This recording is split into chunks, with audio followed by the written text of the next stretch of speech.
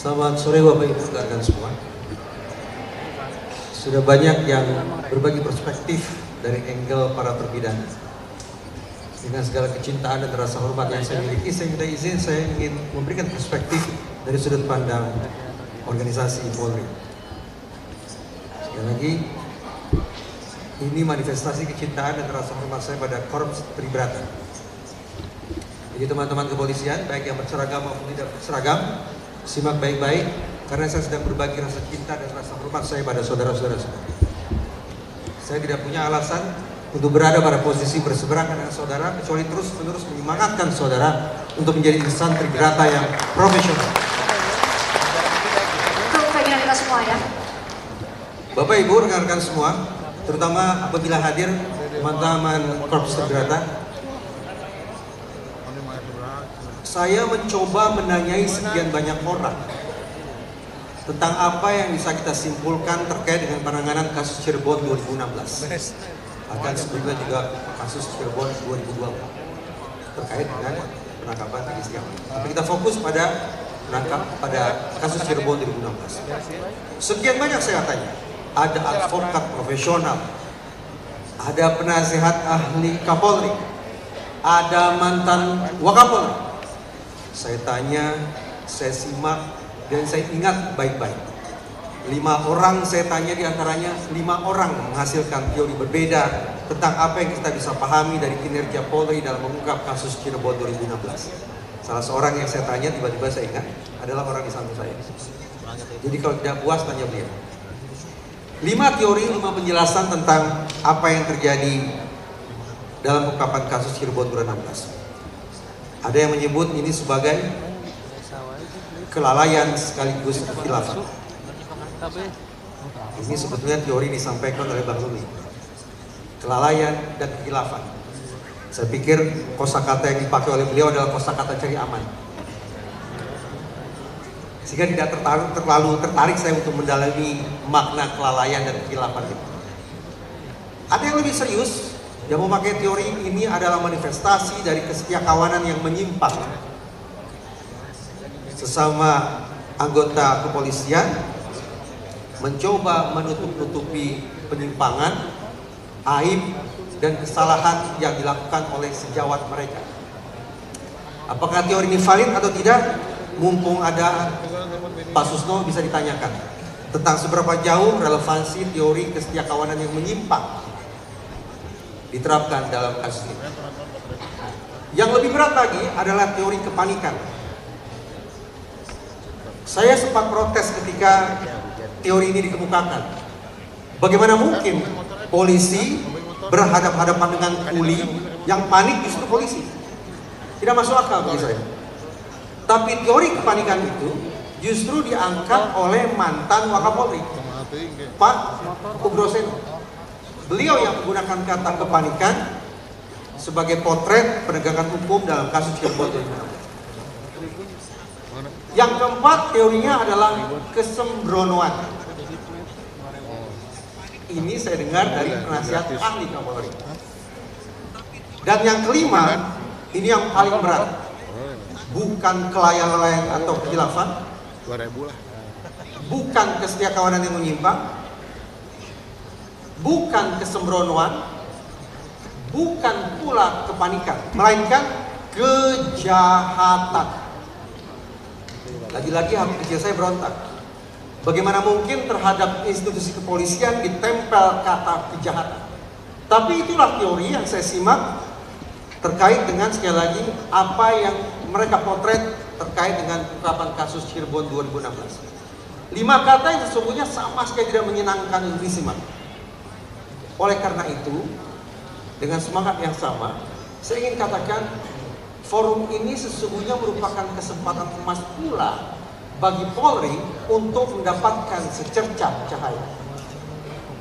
Jadi secercah cahaya itu tidak hanya sesuatu yang dituju oleh para terpidana dan penasihat hukum mereka, tetapi secercah cahaya yang semestinya juga menjadi target untuk diraih atau direalisasikan oleh Korps Tribrata. Untuk mematahkan segala macam teori yang saya katakan tadi, bahwa teori 5 hal itu tadi tidak sungguh-sungguh bisa diterapkan untuk institusi Polri. Pertanyaannya, Di mana gerangan sumber secercah cahaya itu? Saya menawarkan formulanya. Kalau tadi saya simak, Bapak Ibu rekan semua, berbicara tentang peninjauan kembali, kita pahami bahwa mekanisme hukum yang satu ini harus diikhtiarkan oleh terpidana. Jadi terpidana lah, penasihat hukum mereka lah yang harus berpeluh-peluh, yang memeras keringat, yang banting tulang untuk menemukan novum tersebut. Susahnya saya bayangkan bukan alat kepala. Kenapa? Terutama sekali karena menurut saya mereka tidak sungguh-sungguh punya akses untuk mencapai barang bukti. Contoh, sperma. Dalam kasus ini sperma disimpulkan sebagai bukti pemerkosaan. Tapi pertanyaannya, apakah para terpidana dan penasihat hukum mereka punya akses ke sperma itu untuk melakukan uji ulang? Benarkah sperma ini tanda-tanda kekerasan seksual? Demikian pula terhadap apa yang disebut sebagai entah itu samurai panjang, entah samurai pendek. Saya bayangkan kalau samurai panjang atau samurai pendek itu sungguh-sungguh digunakan untuk menusuk kedua korban. Menusuk kedua korban adalah isi laporan itu Rudian. Kalau samurai panjang, samurai pendek digunakan untuk menusuk kedua korban, semestinya di samurai-samurai itu tertinggal sidik jari para pelaku. Dan tertinggal pula jejak darah kedua korban. Tapi pertanyaannya, apakah para terpidana dan penasihat hukum mereka punya akses ke samurai itu untuk melakukan uji tandingan? Benarkah ada sidik jari di sana dan benarkah ada darah kedua korban? Sayangnya, menurut saya, terpidana dan penasihat hukum mereka tidak cukup punya kuasa untuk menjangkau sejauh itu. Karena itulah, menurut saya Bapak Ibu rekan semua, serta teman-teman Polri yang saya cintai, dengan segala kerendahan hati untuk kesekian kalinya saya ulangi, lakukan eksaminasi ke titik hulu secara prosedural, secara proporsional, secara profesional. Sudah tepatkah penanganan kasus Cirebon 2016? Sekiranya Polri mau rendah hati melakukan eksaminasi ke titik hulu dan membenarkan testimoni sekaligus otokritik Jenderal Listio Sigit bahwa pengungkapan kasus Cirebon 2016 tidak sungguh-sungguh taat pada kaidah saintifik, maka menurut saya ini merupakan sebuah novum. Dan kalau ini merupakan sebuah novum, maka alih-alih menunggu terpidana serta penasihat hukum mereka yang bekerja, justru Polri lah yang mengambil langkah cepat membawa novum tersebut ke Mahkamah Hukum untuk menggerakkan peninjauan kembali. Polri lah yang mengambil peran sentral itu. Sekali lagi, bawa novum itu ke ruang Mahkamah Hukum untuk diuji, yang siapa tahu hasilnya akan mengubah simpulan kita 180 derajat tentang kasus Cirebon 2016, sekaligus membuka peluang berbalik arah nasib para terpidana. Inilah secercah cahaya yang bisa justru dihasilkan oleh institusi Tribrata. Jangan tunggu terpidana, tapi Polri lah yang bergegas menemukan novum itu. Firasat saya mengatakan novum itu sudah ada di salah satu laci kantor penegakan hukum.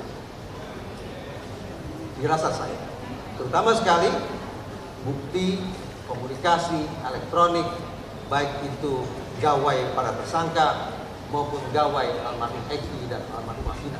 Firasat saya mengatakan bahwa bukti komunikasi elektronik itu serinci-rincinya, siapa dengan siapa, berkomunikasi tentang apa, pada menit, jam, detik berapa, sudah tersimpan di salah satu kantor penegakan hukum.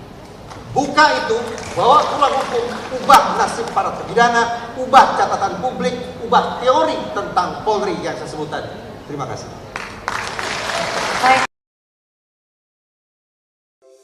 Di antara banyak sumber informasi, kami layak dipercaya.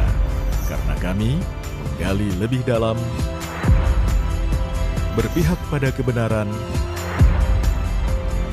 berpegang pada data dan fakta, agar layak Anda jadikan referensi. Kompas TV, independen, terpercaya.